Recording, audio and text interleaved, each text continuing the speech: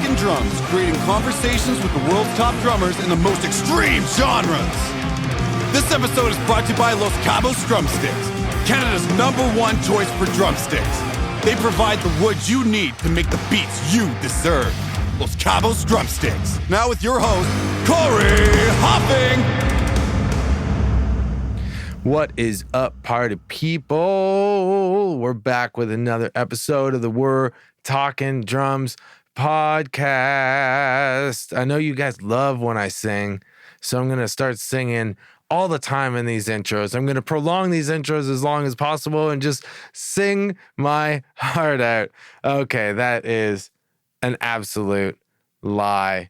I got a banger of an episode for you today. My guest this week is the ever so lovely Pierce Williams, drummer of Skeletal Remains.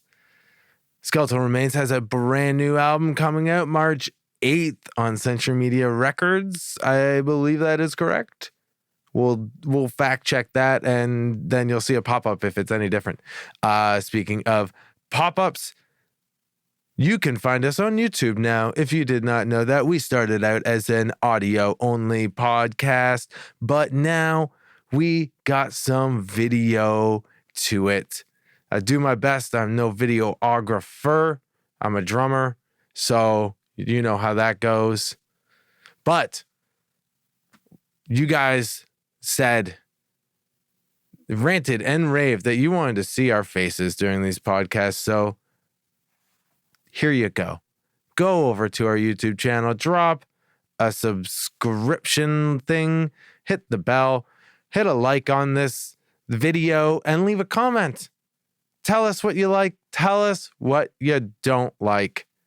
Always want to try to make these podcasts as good for our listeners and viewers as possible. So let us know. Don't forget to like, share, and subscribe. I already said that, but sharing is caring. And here on the We're Talking Drums podcast, we care about each and every one of you, which is why we have a Patreon page. If you like extra content, if you like episodes early, if you like being in the now and supporting your favorite drum podcast, that's right, your favorite, then head on over to patreon.com/We're Talking Drums today. You can sign up for free. Why haven't you done it yet? Head over there. It's a blast. Next up in this extended version of our intro, I'm heading out on the road. My band Lotharo is heading out with Raven and Vicious Rumors March 15th through May 4th. May the 4th be with you. May 15th, our album Chasing Euphoria comes out. We're doing a big time CD release party in Hamilton at the Corktown Pub. Got a killer lineup for that one. Whole bunch of awesome local bands. Great band from Toronto. We're celebrating this release, and we're also celebrating kicking off our first tour of the year. So I'll post all the dates below. I hope to see some of you We're Talking Drums fans out to the shows, watch me hit the skins, and I'll be doing some podcasts from the road. So if you are a drummer and you want to come on the We're Talking Drums podcast and I'm coming through your city, hit me up, send us an email, send us a DM, do whatever you can, get a hold of me, and we will talk some drums. I love doing podcasts on tour. It keeps me occupied and my mind sharp. All right, we're getting into this week's episode now. I got to stop moving because I've had too much caffeine. Pierce Williams, Skeletal Remains. We talk about food. We talk about foot technique. We talk about I'm sure we talk about blast beats at some point because he blasts like a maniac. And we talk about the recording of their new album, Fragments of Ageless. Fragments of the Ageless? Fragments of the Ageless, which is out March 8th on Century Media Records. Go pre-save, go pre-order, go support Skeletal Remains. This album is a banger. It's Pierce's first record with Skeletal Remains, and we talk about the recording process and the writing and all of that fun stuff to do with it. I caught up with Pierce when they were on tour with Suffocation and Incantation coming through Toronto. You'll hear a little bit of people packing up gear in the background. We did this post-show.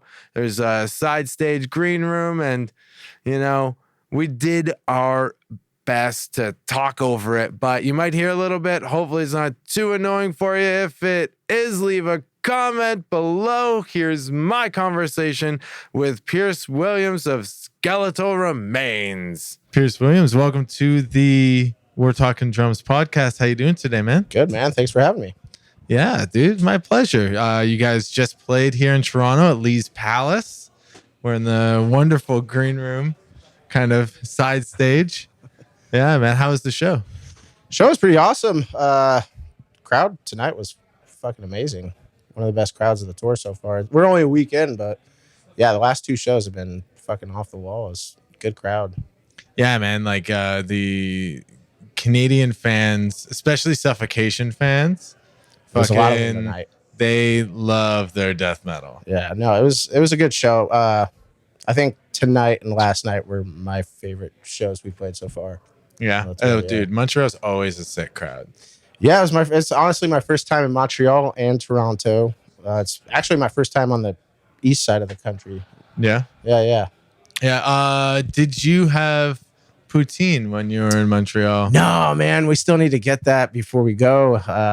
Oh, dude, you had two shows in Quebec. Yeah. Trois Rivières, which Three Rivers. Yeah. To us English speakers, and Montreal, and that was a time to get poutine. Yeah, we didn't. What we have today? We had sushi and some teriyaki chicken with rice. So we didn't get the poutine. Well, yet. on Bloor Street here, like that's the jam. That's the jam. I think there's like 7 sushi places in like 3 blocks here. So yeah, no, I saw it all up and down there. Yeah, ramen, sushi. There's even Indian food right across the street. Yeah, man. That's Toronto for you. Yeah. No, we got everything. You got A&W there too. Pretty sure it's 24 hours. I've had poutine though, but not on this trip. Not yet. No. Oh, okay. Well, I hope that you guys come back to Canada and to Montreal, and you get to have your Montreal poutine, because that's where it is. Like, yeah, Montreal, so it's just gravy on fries, right? Cheese, what? gravy. What is it exactly? Fries, cheese curds. Oh gosh. Specifically cheese curds and gravy. Yes. Yeah, that's all it is. Just 3 ingredients, but Montreal does it the best. That'd have to be the after show food, because I don't think I'd be able to play. No, 100%. It is like the perfect after show food, though. Well, shit, we might stop and get something tonight, because I'm pretty hungry, and I know these dudes haven't eaten since 4 or 5 o'clock. Yeah. So we have a little sliver of a chance. Yeah. To get some. Go to 24-hour McDonald's. They serve it there? Yeah. You should be able to get poutine at McDonald's. I think so. I don't know. It's been a while since I've been to a McDonald's. Yeah, so. I don't eat that shit. Yeah, the closest thing is like Burger King I go to, or A&W. So I'm gonna try and convince these guys. Yeah, A&W actually might have a poutine. It's right across the street. Might be good, like pre-drive. Yeah. Food, get something fuel. in you. Yeah. Well, this isn't very drummy, but dude, you guys had a killer set. You're on tour with Suffocation, Incantation, the 2 Shun bands. Shuns. Yeah, and Stabbing. Mm-hmm. This is a brutal, in a good way, tour package. Yeah, no, like it's been just like brutal death metal across the board. Every band's fucking ripping it every night, dude. Yeah, man. Like just blast beats for days. Yeah, it's like nonstop all night. There's an abundance of blast beats on this tour, man. Yeah, man. I was really surprised by Stabbing. They're killing it. Their drummer was absolutely insane. I was like, shit. I was just looking at you. I was like, fuck, how's he gonna top this? And then you went up and crushed it. Like, do you do double strokes with your feet? Yes and no. So it just Okay. depends on what the music calls for, really. Because I got confused because you're doing some pretty fast stuff, all singles. Mhm. And then I was like, was it the strobes throwing me off, making it look like doubles? But yeah, I was like so confused. I was like, is it doubles? Is it singles? I don't know. Yeah, there's I learned doubles during the COVID lockdown, and I took me about Nice. 3 months to really dial it in. Yeah. I've been doing doubles here and there in the skeletal set. Been doing it a lot more for the newer stuff. For the older material, I tend to use more singles. But for me, it's just another tool in the toolbox. So it's like, if 100%. I mean, every night's different, So if my legs aren't working with me with the singles, I'll just switch to doubles. But it really just calls for how I'm feeling and what the music calls for. Yeah. So I do singles and doubles at any given point. Nice. It's cool because I do the swivel when I'm doing singles. I can't do the swivel. I've never learned it yet. It's just I was doing single strokes, and like it was just before doubles became like all the rave, right? And I just noticed I was cramping up like crazy. And then I talked to Ken Bedeni from Aborted, and he kind of filled me in on the swivel and how relaxed it keeps your like calf muscles and everything. And it just clicked immediately for me. I was like, this makes sense. That's kind of, yeah. My kicks just like were like consistent, and like they were never that tight before, And Before the swivel, and then I started to swivel. I was like, this is so easy. Yeah, but now I'm like, I gotta learn doubles. I could never learn how to do. I don't know if like you start out going in or out. I don't know. I've never sat down and like taken the time to learn how to do the swivel. I'm pretty sure when I start with the in. So that's like the first stroke on both of them, right? So then it starts going like that, kind of. I heard It's like putting out a cigarette butt or something. Yeah. That's what Ken says. That's what Alan says too. So it's a lot of pressure too on the. There's two different types of swivel. If you notice, like Krim, he does a more flat-footed swivel, so there's a lot less of that pressure. And then there is like the pressure swivel, which is you're really, really pushing down the whole time, and then it's the motion which is causing the beater to fly off, but you're always applying pressure. So every time you get to each side, you are applying more pressure so that it hits against the head. Yeah, I never learned how to do it, man. I mean, I've sat down and messed around with it, but it never, like you said, it hasn't clicked for me yet. You know what I mean? Well, I'll say that your singles and your doubles are tight as fuck. Thanks, man. So I don't think you need to worry about the swivel. I was just having a hard time, and it helped me get over that, so I could like get my kicks tighter and everything. But now I want to keep the swivel as a part of how I do things, but also incorporate the double for like longer stretches to save energy. Essentially, that's all it is, right? So it's been hard to find pedal settings that work for both. Did you find that you had to tweak your pedals to get the double strokes to really click over those 3 months? Or did you just like, I'm going to learn it on these settings, it doesn't matter? Yeah, no. So for me, I learned on a single chain drive at my house on my practice kit, and I've always played with the tightest spring tension I possibly can.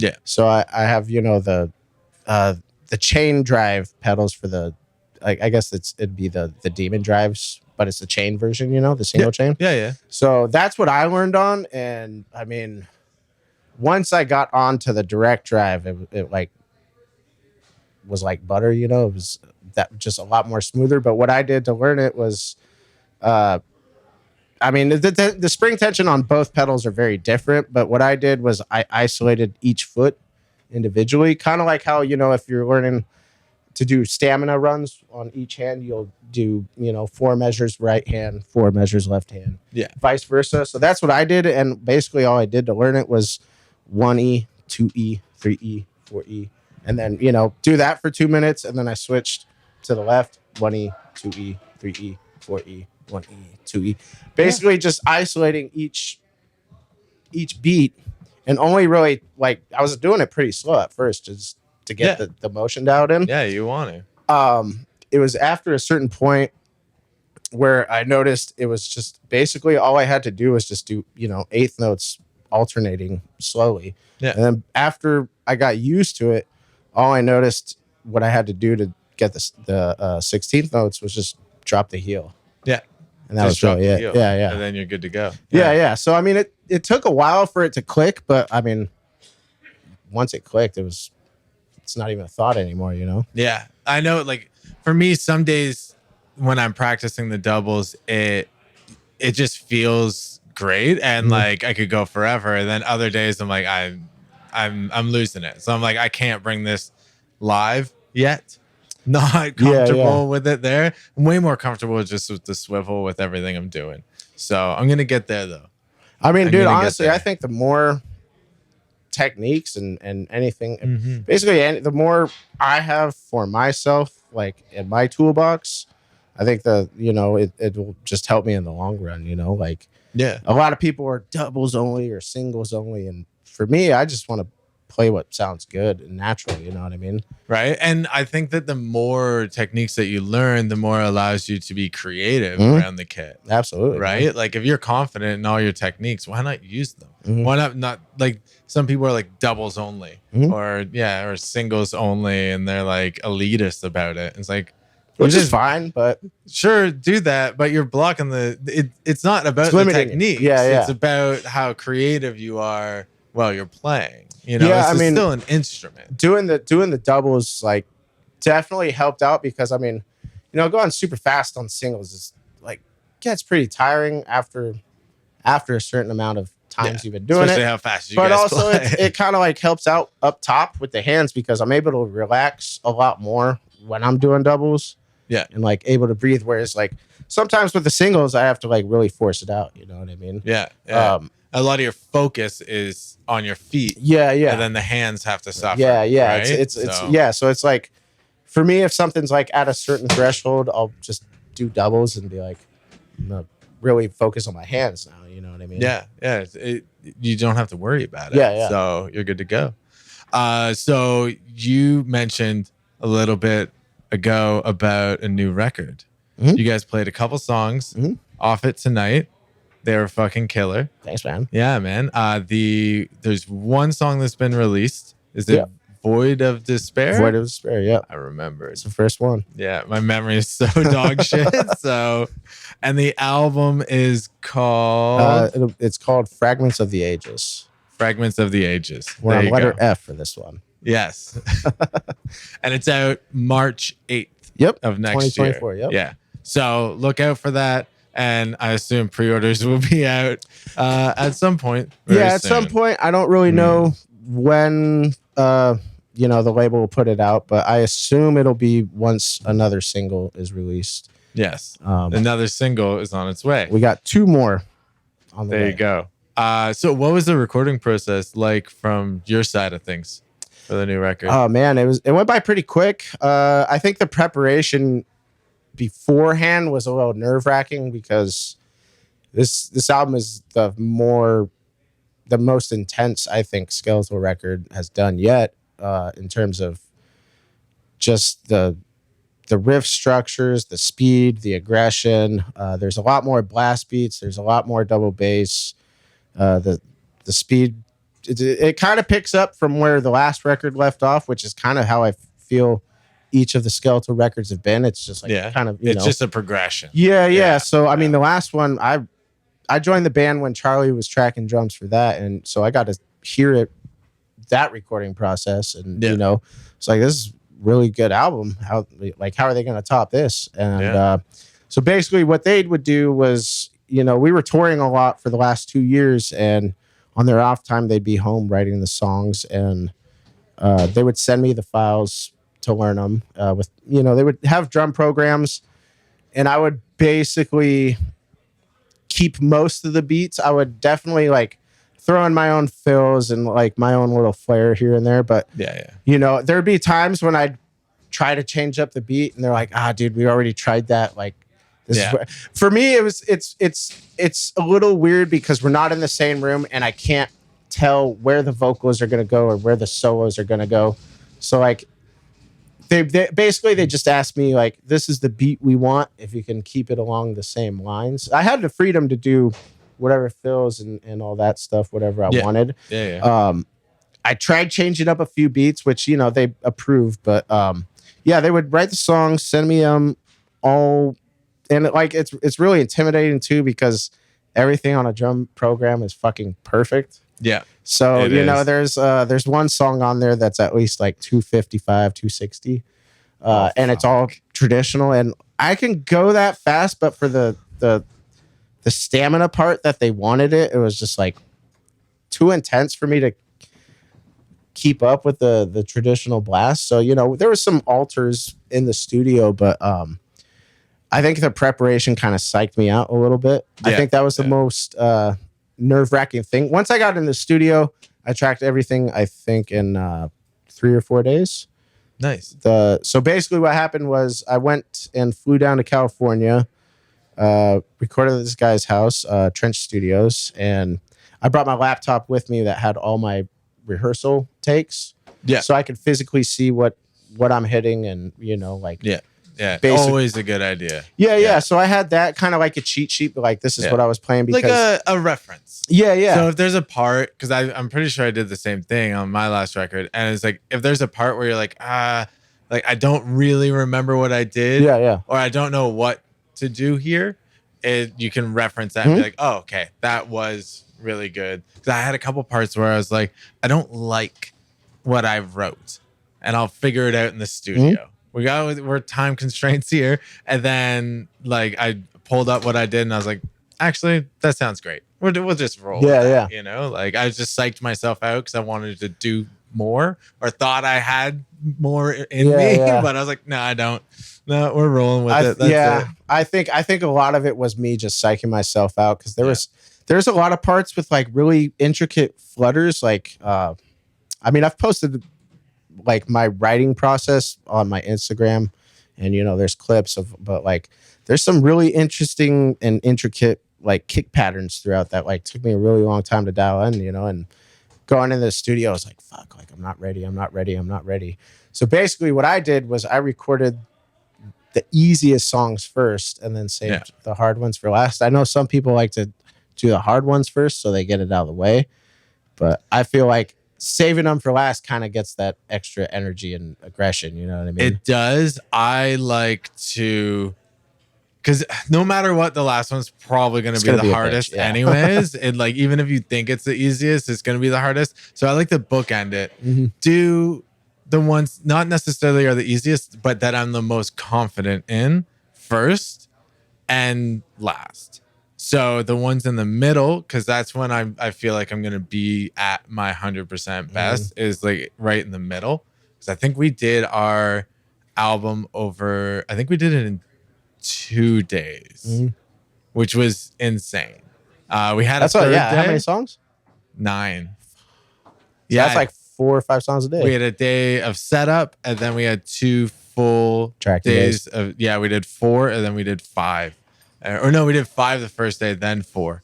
Yeah, that's impressive, man. Dude, 5 songs in a day? It was nuts. I think we had to go back and re-record a couple things from late in that session, like the next day. Yeah, because it was just like, it's not good enough. But yeah, we just we banged it out the best we could. I was as rehearsed as I possibly could have been. So yeah, and I had those references to go back on too, which helped out huge. Yeah, I think having my laptop like helped me out a lot, because you know, before I'd track the song, I'd go back and you know, there's some parts that you just forget. You know what I mean? Unless you're playing it, but like I made it. I didn't want any single fill to be like the same.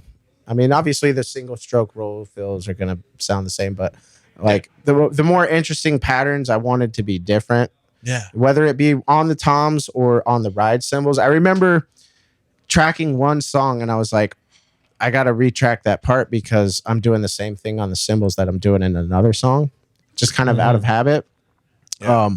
So yeah, having stuff like that kind of helped me out a lot. And also I didn't play I think they did like a weekend run, like maybe a week or two before we were supposed to track. Yeah. And I told him, I was like, dude, like this album's really intense. It's like I physically can't play a set and then remember all this shit that you guys are having me do. Yeah. There's only so much brain RAM. Yeah. And you have to focus on the album because then if you have to go back and kind of relearn the old songs for the set, it's like, well, now I have to somehow just delete that out and get the new stuff in. Yeah, basically I rehearsed from April until when did we record it? We recorded it at the end of June. So after we got back from the Morbid Angel tour earlier this year, that's when I would say about 90% of it was written. So I was in the studio 6 or 7 hours a day, just rehearsing as much as I could, and then sending them what I did that day and, whether or not they like it. And the writing process was pretty straightforward. I think it's always the lead up to the recording session that you always psych yourself out at, you know what I mean? Once you get rolling and you start recording, everything's a little bit more smooth sailing. But for me, there was like certain songs was like, I don't think I'm going to do this. Like, yeah. Oh yeah. I've even had it like we get a day in and I'm like, I don't know if I can do this. Yeah. Like by the end of the first day or like start of the second day, I'm just like I'm exhausted. I'm not in as good a shape as I thought I was to play drums for 9 hours a day. Yeah. Recording's a bitch, man. Dude, it really is. It really is. And it has to be perfect. It does. That's why editing is, I love people like editors for what they do. Thank you. Thank you. Yeah, they make us sound fucking perfect, even if we weren't 100% that day, Yeah. I'm not saying none of my tracks are edited though, but other people's are. I'm sure. No, there's we definitely have a person to edit drums, but he did it because I can hear the parts where he didn't edit, and I'm like, thank you for not doing that. You know what I mean? Like it gives it a little bit more life, and it's not so plastic sounding. Yeah, I think the edits are necessary if obviously a snare is just like a hair early or late. Yeah. I was never too big a fan of just like quantizing everything. Yeah. Whether or not the guy did that, I don't know because I wasn't there. But I mean, I know I worked my ass off to record that shit. But I mean, the edits are necessary. It's a full length record. If it's not a live studio album, which if it's a live studio album, then like let it be raw. But if it's a product that we want to stand by, so it has to sound a certain way, which is what the editing is for. And I know people hate on edited drums and this and that, but I mean, at the end of the day, vocals are edited, guitars are edited, bass is edited, literally everything on a record that anybody hears in a modern death metal band today, it's edited. Yeah, in a modern metal band, period, like across the board, like everything has edits. I'm sorry, those people who hate on editing have never recorded a professional record in the last 10 years. And I mean, like it has its time and place. Like I said, the guy, he obviously there's edits, but there was points like I think there's one song, there's blast beat with the toms, but it's like there's like. It's not perfectly in sync on the toms. For the for the hits. And I'm like, that's what gives it the life, is where it's not everything's meant to be on the grid. Because you physically couldn't get over to the toms that fast. It's like a little it's like a little a little flam, and it sounds cool to me. So it's like little stuff like that makes it sound more human and not so robotic, and these fools are writing songs that I was like, dude, it's insane. Like just watching you play that set, I was like, this is nuts. And it looked like you weren't even breaking a sweat. So Honestly, not drinking's been helping with not breaking a sweat at all. there you go. There you go. Not being hungover or Yep. drunk on stage. That's It's a the good way to good do way it. to go. Yeah. I know, like, because it's really hard because after the show, there's always like drinks being passed Yep. around, especially those Especially with these Suffocation guys. boys. Yeah, you yeah. know? Yeah. I know Eric, he'll be trying to get me to have some drinks after we're done here. And I got to be like, no dice, man. Sorry. Yeah. We used to get pretty tuned up when we toured back in the day. So yeah, it was It's great. All these guys are awesome, man. It's kind of a trip to man. be up on tour with them because, I mean, they're playing songs I've been listening to since I was like, 9th grade, 8th grade, whatever. And Yeah. like, I mean, Pierced from Within. I've been listening to that for, I don't know, 15, 20 years. And like, it's just like, if somebody would have told me, in my high school days that I'd be on tour with Suffocation and Incantation, I'd be like, yeah, right. But, Sure. I mean, here we Sure, are, man. Yeah. Dude, you're living the dream. This Thanks, is man. it, Yeah, no, it's been Yeah. great so far, man. It's cool as hell to watch all these drummers too, because everybody has something different that they're bringing. Like Yeah. everybody has their own style, and like I mean, I love watching Charlie play. Nap is killing it. Eric's killing it every night. Yeah, man. And that is true too. Like every drummer has their different style that they bring to the stage. Mhm.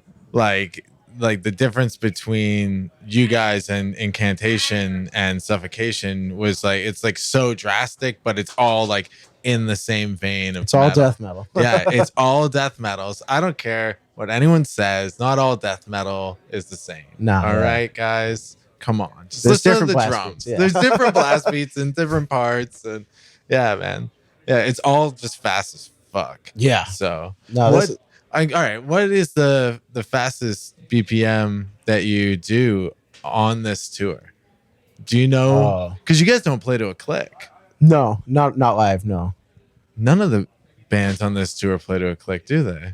No, I don't think so. Wow. I know Charlie rocks the in-ears. Yeah. Eric is fucking crazy and doesn't wear anything in his ears. He's just a crazy. Like, he walks off the bus, gets some drumsticks, and just. I don't goes even on think I see him stage. warming up. No, he doesn't do any of that. No, dude, the guy is an absolute animal. I think Matt's rocking the inners, but I haven't talked to him, and I don't know if he's using a click, but I think everything you see and hear on this tour is all just everybody in sync with each other. You know? And it's crazy how tight you guys are, especially because tonight you didn't have any drum No monitor. drum wedge. Yeah, that was interesting. Yeah, and dude, you guys were like bang on together. Thanks, man. Yeah, it was super tight. So Highly impressed. I guess to answer your question, I think it was when that new song that we played when they changed over. I think on the album it was 140, but the skank beat makes it like 280. Yeah. Okay. Yeah. If you double it, then If you double it. 280. For the live shows, it's been kind of hit or miss with the double time. Sometimes I'm in the pocket and like feeling it. Some of the other times I'm just doing matching my right hand. It really just depends on how I feel that night. But for the record, I was doing all the double time stuff, and I don't know. Sometimes that's just really hard to pull off live. Oh yeah. And I mean, the record's not out, so nobody knows yet. Nobody knows that, man. Yeah, it's fine. It's fine. But there's definitely some fast stuff on the new record. I think this set in particular is the most aggressive set we've done since I've joined the band. Yeah. Mm-hmm.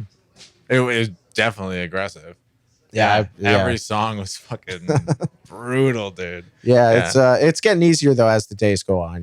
Like I remember I used to think certain songs from the old record would kind of put me in a funk, but then now playing the new stuff compared to those, I'm like, oh man, it's kind of like a cakewalk now because the new stuff's so fast. Like I said, they're just kind of up in the bar a little bit, and I mean, I remember learning the Chaos songs, and back when that came out, I was like, man, this is pretty tough because Charlie has his own style, which is really hard to mimic, and I try to do his fills here and there.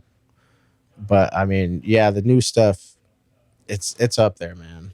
Yeah. It's funny that he is playing drums for Incantation on this tour as well.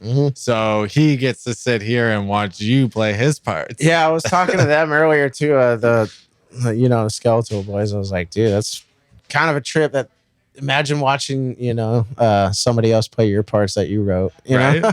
Yeah. I hope I do it justice. I don't know. Yeah. Well, I don't know the songs as well as he probably does. Yeah. But I think you definitely nail it. So yeah, no, they're fun songs to play as long as the main beats are like in the same realm. I'm pretty much free to kind of do my own fills and my own flair. There's certain songs that I add my double ride to that don't have it on the record, but nice. I mean, if I'm gonna play a set, I want to be comfortable and I want to play it true to the record, so the fans and the people know, like, what's next. But I also want to put my own like stamp on it. Yeah. Yeah, definitely. I love the double ride too. I do too, man. Gene Hoglan, Sean Reiner, all those old school drummers influenced that, man. Yeah, I only got one ride, so I always just have to do the crossover, and it's so annoying. I hate it. So most of the time, just like whatever. I'll just like do something just with my right hand. Yeah, on the hi-hat or just a splash, something like that. I'm like, I'm too lazy tonight. Fuck it. Yeah, no, I love the double ride. I do that in a number of songs that really don't have it like on the record. But, yeah, I mean, it is like a classic death metal thing to do, though. I love it. Man. Yeah, with just like a fucking 4 on the floor beat. Yeah, and then it's just it's. I feel like when people are watching a live band, they want to see stuff performed that they know, like the record. Like I know when a band's drummer's off if like I really know the song, you know what I mean? Yeah. But 100%. I also know when they're like on it and they're adding their own influence into it, which makes the live show better to like, in my opinion, you know what I mean? Like, yeah. If you want to like the record, go listen to the record. Exactly. Yeah. Right? I want to see somebody adding a little bit more than what's on the record, because that just gives, for me, like as a person watching a band, if they're doing stuff that I didn't catch on the record, it kind of like energizes me more and like gets me more involved in the show. You know what I mean? Well, if you want to hear a drummer do way more than the record, then come see Letharo, because dude, I added so much stuff live. Yeah, you said you changed like basically everything, right? Yeah, like a lot of the beats are the same throughout, but like there's whole intro parts and like big tom accents and everything that I'm like, this is how it should have been written, but I wasn't in the band then, so I'm like, we're just gonna do this, and the whole band was like, yeah, we're on board with anything that you do, so let's keep it like that. Yeah, I think as long as you're comfortable with what you're playing, it really shouldn't matter like if you're changing the parts or not, as long as it still sounds like the song, and it flows. It's like, well, at the end of the day, you have to do what's best for the song. And if the whole band thinks that changing that drum part makes the song better, regardless of it, if it's the same as the album or not, then you run with that. Go with that. If it makes the song better, if that makes the song worse, then you should probably just do what the original part was written, right? But it's all about comfortability, and just like if it sounds good, it sounds good. Yeah, if it sounds good, it is good. Yeah. That's what we say. Exactly. Yeah. So and I get carried away sometimes. I mean, this is why I think we all do, man. This is why I don't drink anymore on stage, right?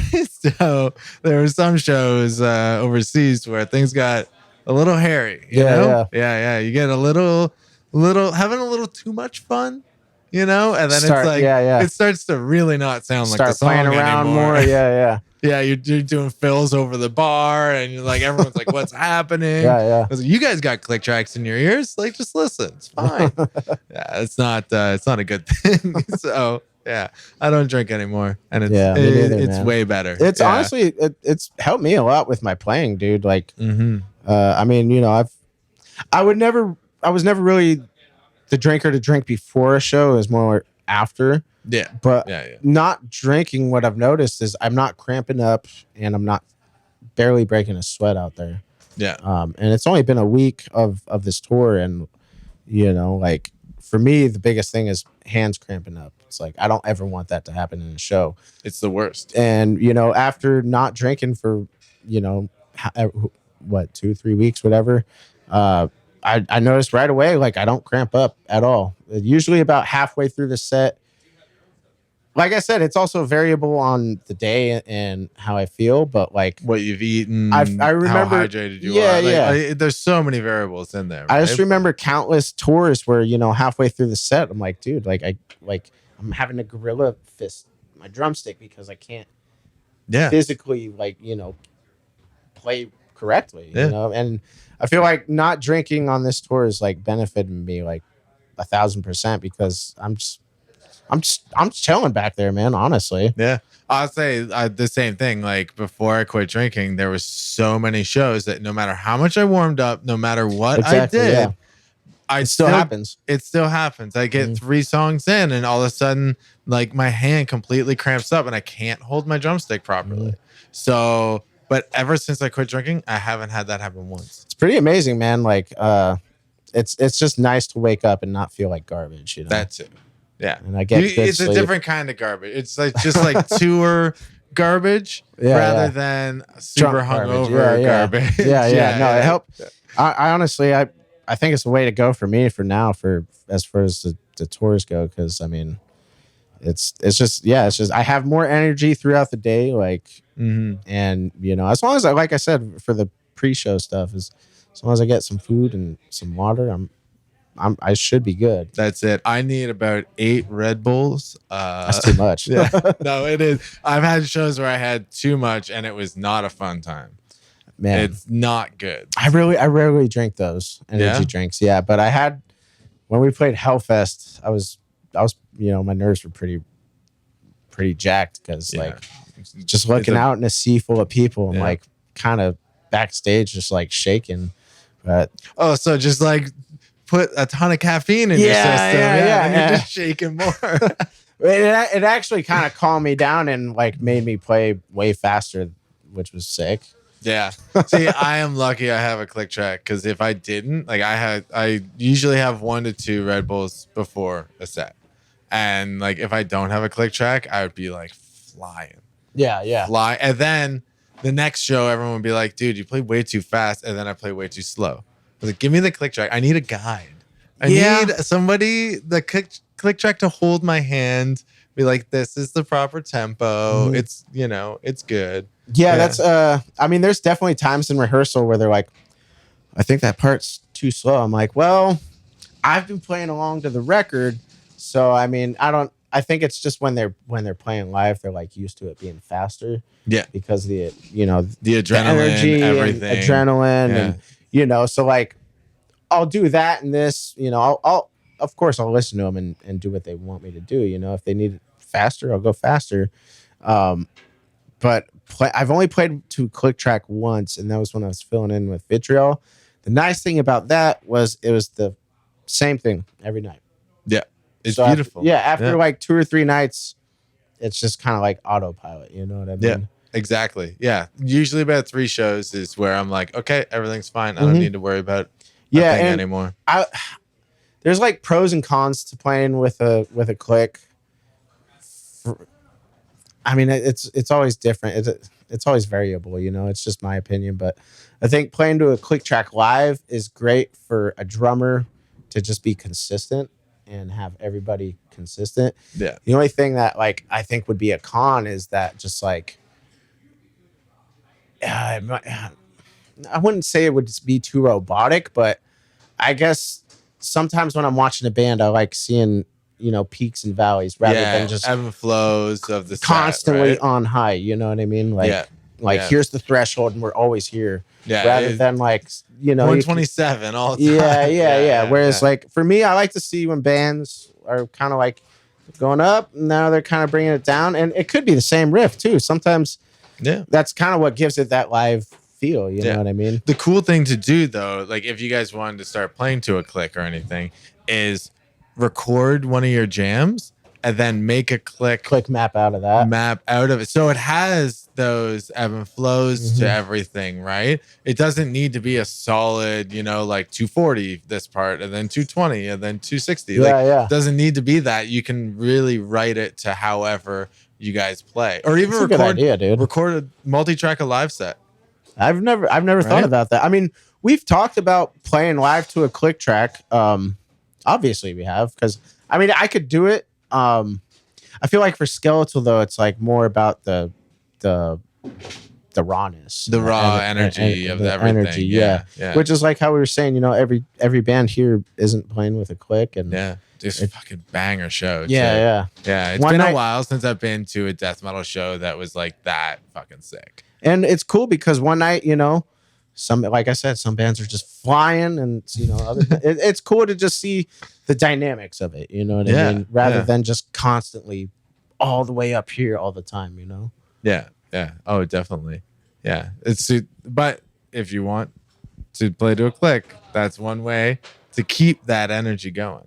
Yeah, So, I mean, I'm not opposed to playing to a click track live, just because I know it helps me, stay more consistent.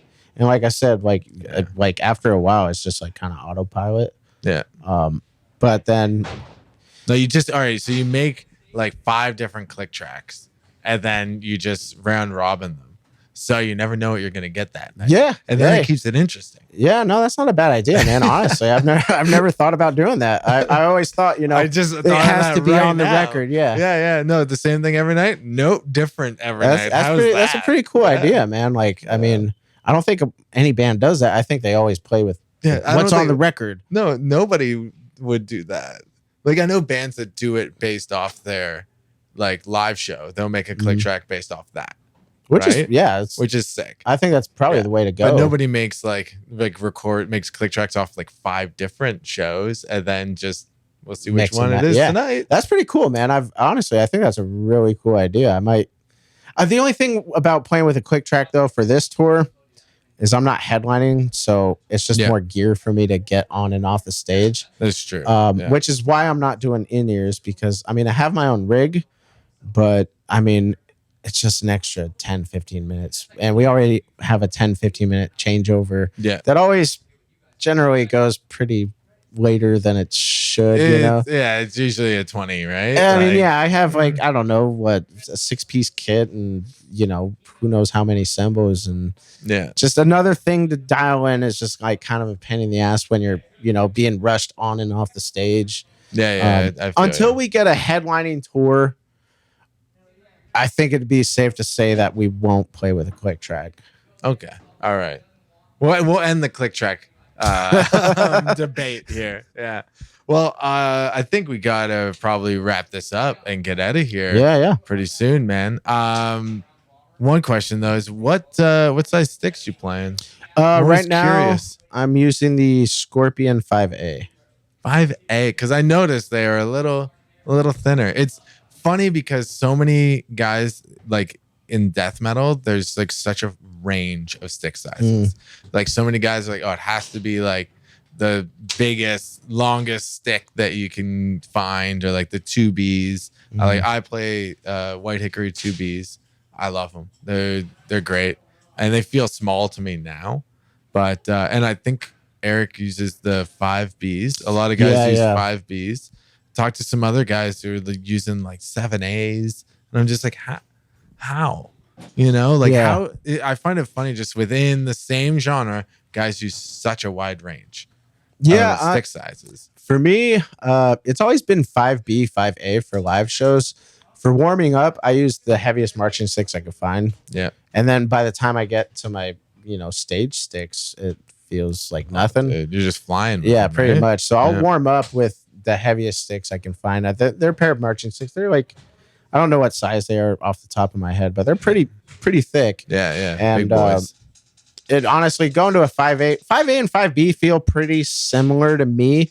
5B is just a little bit heavier. Yeah. But I do like the 5A just for the faster pace stuff, I guess. I know a lot of people like heavier sticks so they can get that rebound quicker. Yep. But I mean, for me, if you just have the technique, you have the technique. It shouldn't really matter on what size stick it is. You know what I mean? Yeah. It doesn't. That's It very doesn't. true. But for the most part, like I'm comfortable with 5As for. Yeah.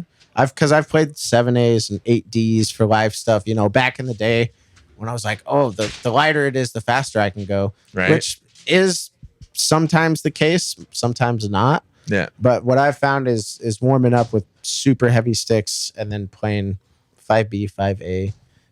Just makes it easier. Yeah. Well, Los Cabos makes a 55AB, which is kind of a cross between a 5A and a 5B. And now you're playing Scorpion, but you know, Los Cabos sponsors this podcast, and you know, maybe we could hook you up with the pair to try out. I might join Team Los Cabos. Yeah, I might. I mean, I've been playing around. We've all been kind of, you know, screwing around with each other's sticks and setups here. So I might give them a try, see what's up, you know, for a show. Because I know Charlie and Eric use them. Mm-hmm. I've been with Scorpion for about 3 years, and I really like them. But I mean, I'm never opposed to, you know, checking out a new product or whatever, you know. Yeah, so far, Scorpion's been the most durable stick I've played. Yeah. Okay. And I used to play Vic Firths before them, and I would find myself breaking sticks like. I broke them like crazy. Yeah. Like crazy. And it wouldn't matter what size, 5B, 2B, 7A, 8D, whatever. And it doesn't matter. Vic Firths were just cracking on me too much, so I went with Scorpion, and I've only broke like, I don't know, 5 or 6 pairs in the last 3 months. Not 3 months. 3 years. 3 years? Oh wow, that's 5 insane. or 6 pairs. I mean, you know, I've whittled them down to the point that they're unusable. Yeah, but like, I mean, to actually like physically break it while I'm playing, it's only happened in rehearsals, and it's only been, you know, a slim number of times. Yeah. I break sticks, but all right, first off, it's the ride that I use that breaks the sticks. That's the problem. I have the Sabian Power Bell, and I beat the shit out of it because I use in-ears. I can't hear, so you gotta hear the natural acoustics of things, so I'm hitting it so like way harder than any human should, right? But yeah, so that's how I break sticks. Just on that bell. I honestly, I wonder what it was with the Vic Firths, because I mean, I've been playing for about 22 years, and I've had Vic Firths growing up, and I would break them, but not as like. Yeah. I don't know if it's because my playing, like my playing time increased over the last few years, you know? Yeah, maybe. Maybe. It could be that, but I mean, all I know is that like they were just breaking on me every 2-3 days. And yeah, you know, that's like $12-15 a pair. Oh, dude, yeah. These days, sticks are so expensive. It adds up, man. Yeah, it's like, ridiculous. So, yeah, I got Charlie actually got me into Scorpion percussion because he was using them, and honestly, man, I've never played a stronger stick. Nice. Never played a stronger stick. Are they hickory or oak? I believe they're hickory. Hickory? Okay, I think so. I like hickory. Hickory, it's some good wood. Yeah, I've tried the Pro Marks, and I believe those are oak. Yes, and I still broke those. Oak. Yeah. Yeah. Oh shit. Yeah, oak's supposed to be like the strongest of the strong. Yeah. Right? Yeah. Right. Strong as an oak tree, right? Yeah. So, but apparently not. No, not at least not for my case. I don't know, but yeah, I mean, like I said, we've all been kind of, you know, hitting each other's practice pads, and I was playing around with Charlie's sticks the other day. I think in 3 Rivers, and I mean they feel nice. Yeah, so, I mean, well, hey, we're gonna win you over, man. We're gonna win you over. You're gonna come to the dark side or the light side. I don't know what side it is. The Los Cabos side, yeah, Canadian made. Yeah, where are they based out of? They're near Fredericton, New Brunswick. Okay. So yeah, out east. Okay. But yeah, nice little family company. And, yeah, that's what Eric was saying. Yeah. They're super amazing to deal with. I've been with Los Cabos for 10 years now. Okay, so they're damn. I was thinking they were like kind of like relatively new. No, they've been around for a while. Yeah, I don't know how long they've been a company, but I have played for them for 10 years. I know. 2013 is when I Damn. hooked So up they've with been them. around for a so- while. That's cool. Yeah, man. I didn't know that. They're super. They've been building like crazy the last like, I'd say like 6 or 8 years, especially in the metal scene and everything.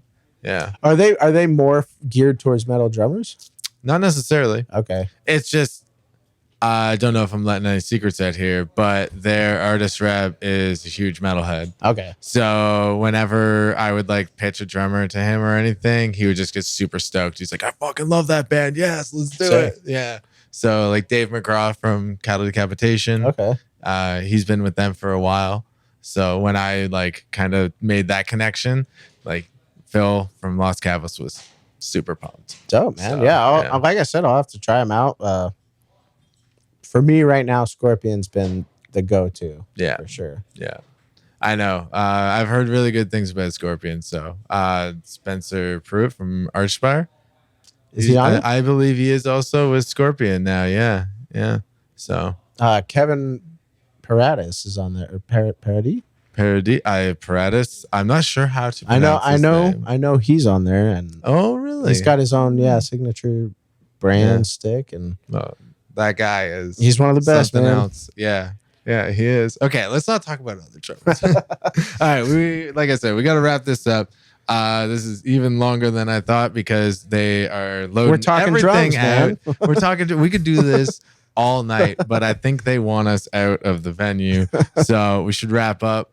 Pierce, thank you very much, Dude, thanks for having me, man. having a chat, man. This has been great. It was awesome seeing you play. It's not often that I get to watch you play and then talk to you afterwards. So yeah, it was super sick. Thanks a lot, man, and we'll see you next time. Dude, I yeah, guess. thanks for having me, man. Yeah, Cool. man. It's been great.